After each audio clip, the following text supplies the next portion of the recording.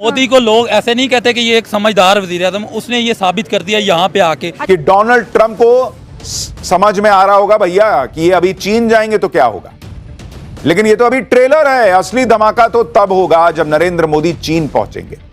America में इस पर खूब बात हो रही है, वहां के लोग ट्रंप को खूब सुना रहे हैं, क्योंकि ट्रंप की सनक और अकड़ के चक्कर में ग्लोबल पॉलिटिक्स में ऐसा उलटफेर होने जा रहा है जो किसी ने सोचा नहीं।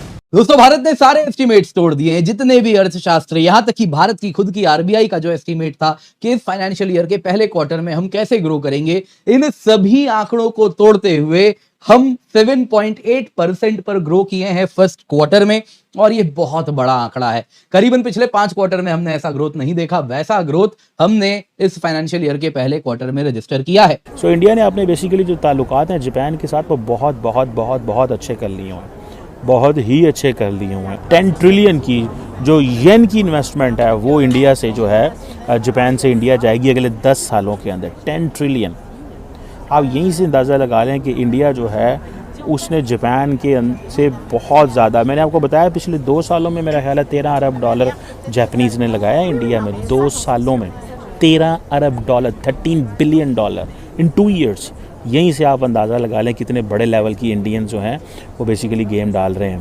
गेम डालना से मुराद ये है कि इन्वेस्टमेंट ले रहे हैं। मोदी जी ने ना सोना है ना किसी को सोने देना है। मैं बिल्कुल बेडरूम में बैठा हूं, सोने लगा हूं, लेकिन मुझे लगा कि यार ये न्यूज आई आपके साथ कवर करनी जरूरी थी, क्योंकि मोदी जी ने एक मैसेज दिया बड़ा ही जबरदस्त। जापान में बैठकर साढ़े नाल रहोगे तो ऐश करोगे, वरना क्रैश करोगे। और देश की जीडीपी नंबर्स ने पूरी दुनिया को शॉक कर दिया है, और आप देखोगे इंडियन न्यूज आउटलेट्स प्राउडली आज के समय ये आर्टिकल्स पब्लिश कर रहे हैं कि भारत की डेड इकोनॉमी, जिसको डोनाल्ड ट्रंप ने कहा था कि ये तो जी डेड इकोनॉमी है, भारत रशिया की डेड इकोनॉमी, दोनों जो मर्जी करे मुझे कुछ परवाह नहीं है, यही जो डेड इकोनॉमी थी इसने शॉक डिलीवर किया है टू ट्रंप। आप देखोगे इतने सारे आर्टिकल्स पब्लिश किए जा रहे हैं ना आज के समय डोनाल्ड ट्रंप को टारगेट करते हुए कि ये है तुम्हारी डेड इकोनॉमी, जो पहले क्वार्टर में, फाइनेंशियल ईयर के पहले क्वार्टर में 7.8% ग्रो करती है। अब इंडिया जो है वो कहता है हम नहीं टाइट होते, और हम कहते हैं हम टाइट हो जाते हैं। क्यों? इंडिया डिपेंड नहीं करता ना अमेरिका पे। अमेरिका ने उनके ऊपर टैरिफ लगा दिए तो चलो $8-10 बिलियन का उनको फर्क पड़ जाएगा उनकी एक्सपोर्ट्स के अंदर, ठीक। तो $8-10 बिलियन उनके लिए कुछ भी नहीं है। उनके रिजर्व जो है वही कोई 200 बिलियन के करीब है रिजर्व। मेरा ख्याल इससे भी ज्यादा इंडिया के 500-600 बिलियन के रिजर्व है उनके पास। तो वो कहते हैं ठीक है, 2 दिन की तकलीफ होगी, हम इधर उधर से अपने एक्सपोर्ट्स बढ़ा देंगे, ठीक है। 10 बिलियन भी 10 बिलियन हमारे लिए तो 1 बिलियन का कुछ हो जाता हम मुड़ जाते हैं। हम तो 1-2 बिलियन के लिए IMF के पास भागे जाते हैं, तो हमारा तो ये हाल है। तो इसलिए हमारे ऊपर जब सैंक्शन लगती है तो हम तो उड़ जाते हैं, ना ना ना ना ना सानू सैंक्शन ना लगाओ, मर के जी रहे। तो ये है, this is why America is जंगल का बादशाह, और कोई बादशाह नहीं है जब जंगल का एक ही बादशाह होता है। अब क्या हो रहा है कि वो बादशाह को चैलेंज किया जा रहा है। लोग खुश हो रहे थे, लोगों में आ जाता है चाइना, आ जाता है पाकिस्तान, आ जाता है कि इंडिया के और अमेरिका के जो ताल्लुकात हैं वो बिगड़ गए हैं, वो खराब हो चुके हैं, और इधर बहुत खुशियां मनाई गई पाकिस्तान में, लेकिन बैक एंड पे जो हो रहा था उसका नॉलेज किसी को नहीं था, उसका इल्म किसी और कंट्री को उन्होंने होने ही नहीं दिया। उनमें एक बड़ी डेवलपमेंट ये आई है कि 50,000 इंडियंस ट्रैवल करेंगे जापान, 50,000, और ये सारे के सारे स्किल्ड लोग हैं। That is a big man power जो कि इंडिया जो है वो जापान को दे रहा है। Big man power India Japan को देने जा रहा है, और ये सारे स्किल्ड लोग हैं। मोदी हुकूमत तो ये नहीं चाहेगी कि ताल्लुकात और बिगड़ जाए, लेकिन साथ साथ उनको अपने डोमेस्टिक पब्लिक का भी ख्याल रखना है, ऑपोजिशन का भी ख्याल रखना है, और ये तासुर नहीं देना कि वो किसी तरह से कमजोर हो गए हैं और उन्होंने कंसीड कर दिया है टू अमेरिकन डिक्टेट्स। तो it's a difficult balancing act I think for the Modi government. Let's see how they do in the future. अब दोस्तों, यहाँ पे वो डोनाल्ड ट्रंप जो भारत को डेड इकोनॉमी कहते थे, उनके मुंह पर ये एक बहुत बड़ा तमाचा है जो भारत के नंबर्स ने जड़ा है। खुद अमेरिका को भी एहसास हो चुका है कि बॉस ट्रंप ने गलत आदमी से पंगा ले लिया। ट्रंप के पास जो बम थे तुमने फोड़ दिए भाई, अब बारी भारत की है, पीएम मोदी की है, हम फोड़ के तुमको दिखाते हैं बम। पीएम मोदी के जापान दौरे के साथ ही ट्रंप के साथ खेल शुरू हो चुका है, क्योंकि जापान उस क्वाड का हिस्सा है जिसमें भारत, अमेरिका, ऑस्ट्रेलिया भी शामिल है। जापान वो देश है जो भारत की तरह ही ट्रंप की टैरिफ नीतियों से परेशान है। दूसरी तरफ अमेरिका में खुद उनके पत्रकार ट्रंप पर हमलावर हो चुके हैं। अमेरिका में पत्रकारों का साफ कहना है कि ट्रंप से बड़ी मिस्टेक हो गई। जो सभी G20 देश हैं, उन सभी कंट्रीज को भारत के जीडीपी नंबर्स ने बीट कर दिया है। भारत का Q1 7.8%, चाइना का 5.2%, इंडोनेशिया का 4.9% और यूएस का 3%। और ये देखें, इससे पूरे खित्ते में, पूरी दुनिया में दोनों मुल्कों की दहशत बनेगी। पूरी दुनिया अब इनसे डरेगी। कई लोग उसको ब्रेन ड्रेन कहेंगे, लेकिन इंडिया समझता है कि ये ब्रेन ड्रेन नहीं है। उसकी वजह ये है कि ये समझ लें कि एक नेक्स्ट डेकेड जो है होल ऑफ अ नेशन जो है लाइन ऑफ एफर्ट इस्टेब्लिश कर रहा है इंडिया, जिसमें इकॉनमी को इम्पोर्टेंस दी जा रही है, मोबिलिटी को, एनवायरनमेंट बिल्ड किया जा रहा है इंडिया में, टेक्नोलॉजिकल डेवलपमेंट के हवाले से, इनोवेशन के हवाले से, health, people to people ties, इनमें इंडिया जो है वो जापान के साथ बहुत ज़्यादा काम करने जा रहा है। यहाँ पे अर्नस्ट एंड यंग का कहना है हम यूएसए को पछाड़ने वाले हैं आने वाले 13 सालों में। और इसके साथ अगर आप देखें तो जो मीडियन एस्टिमेट था कि हम किस गति से ग्रो करेंगे इस अप्रैल में, जून में, तो वो आ रहा था 6.7%। आरबीआई कह रही थी 6.5%, लेकिन आंकड़ा आया 7.8%।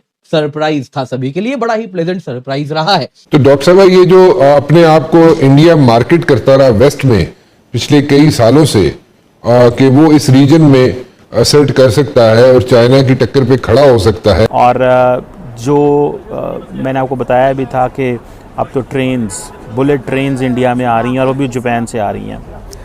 क्वाड के वाले से भी वहाँ पे बात हुई है, जो जॉइंट कम्युनिके इंडिया और जापान का है, और उसमें यह है कि इंडिया जापान ने वेलकम किया है जनाब कि जो क्वाड है वो एक लुकिंग फॉरवर्ड अप्रोच है हमारी।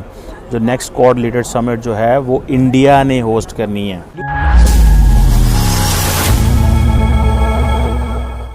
दोस्तों, आज की दुनिया की राजनीति और अर्थव्यवस्था में भारत की भूमिका हर दिन और भी मजबूत होती जा रही है। प्रधानमंत्री नरेंद्र मोदी ने यह साबित कर दिया है कि सिर्फ भाषण या वादों से नहीं, बल्कि ठोस फैसलों और रणनीतिक कदमों से एक देश को वैश्विक स्तर पर ऊंचाई दिलाई जा सकती है। हाल ही में अमेरिका और चीन के बीच बढ़ती तनातनी के बीच मोदी जी की कूटनीति ने सभी को चौंकाया है। वॉशिंगटन में यह चर्चा का विषय है कि आखिर भारत किस तरह से अपनी नीतियों के जरिए चीन को जवाब देने के साथ साथ अमेरिका को भी संतुलन में रख रहा है।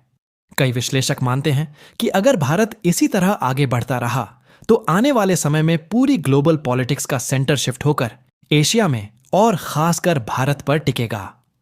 यही वजह है कि अमेरिकी मीडिया लगातार डोनाल्ड ट्रंप की नीतियों और मोदी की रणनीति की तुलना कर रहा है। इधर भारत की अर्थव्यवस्था से जुड़ी खबरें भी हैरान करने वाली हैं। रिजर्व बैंक और अन्य वैश्विक एजेंसियों के अनुमान से कहीं बेहतर प्रदर्शन करते हुए भारत ने चालू वित्त वर्ष की पहली तिमाही में 7.88% की अभूतपूर्व वृद्धि दर्ज की है। यह आंकड़ा पिछले 5 तिमाहियों में सबसे तेज ग्रोथ माना जा रहा है, जो यह दिखाता है कि मुश्किल हालात और वैश्विक मंदी की आशंकाओं के बीच भी भारत की अर्थव्यवस्था स्थिर ही नहीं बल्कि तेज रफ्तार से आगे बढ़ रही है। इस उपलब्धि का असर निवेशकों के भरोसे पर भी पड़ा है। जापान जैसे मजबूत अर्थव्यवस्था वाले देशों ने भारत में अपने निवेश को कई गुना बढ़ाने का फैसला किया है। पिछले 2 सालों में ही जापानी कंपनियों ने 13 अरब डॉलर से ज्यादा की पूंजी भारत में लगाई है और आने वाले 10 सालों में यह आंकड़ा खरबों यन तक पहुंचने वाला है। यह निवेश सिर्फ पैसा नहीं है बल्कि टेक्नोलॉजी, इंफ्रास्ट्रक्चर, ऑटोमोबाइल, इलेक्ट्रॉनिक्स और डिजिटल सेक्टर में नए अवसर खोल रहा है। जापान की विश्व स्तरीय कंपनियां भारत को उत्पादन और नवाचार का हब मानने लगी हैं। इसका सीधा फायदा भारतीय युवाओं को रोजगार और नए अवसरों के रूप में मिलेगा। मोदी सरकार लगातार यह संदेश दे रही है कि भारत अब सिर्फ एक उपभोक्ता बाजार नहीं बल्कि ग्लोबल मैन्युफैक्चरिंग और इन्वेस्टमेंट का सबसे सुरक्षित ठिकाना है। इसी वजह से दुनिया भर की नजरें भारत पर टिक रही हैं।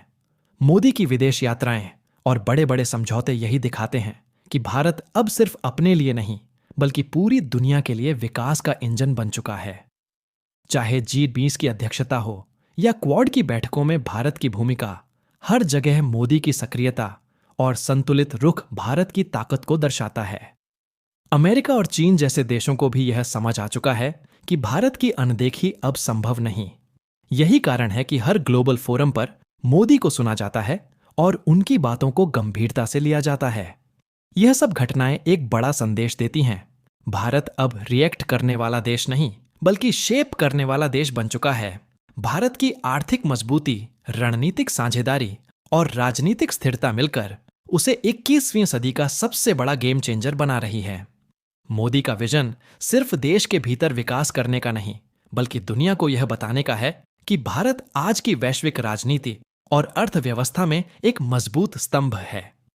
आने वाले सालों में जब निवेश और तेजी से बढ़ेगा और भारत की जीडीपी लगातार नए रिकॉर्ड बनाएगी, तब दुनिया को समझ आएगा कि असली पावर शिफ्ट कहां हुआ है।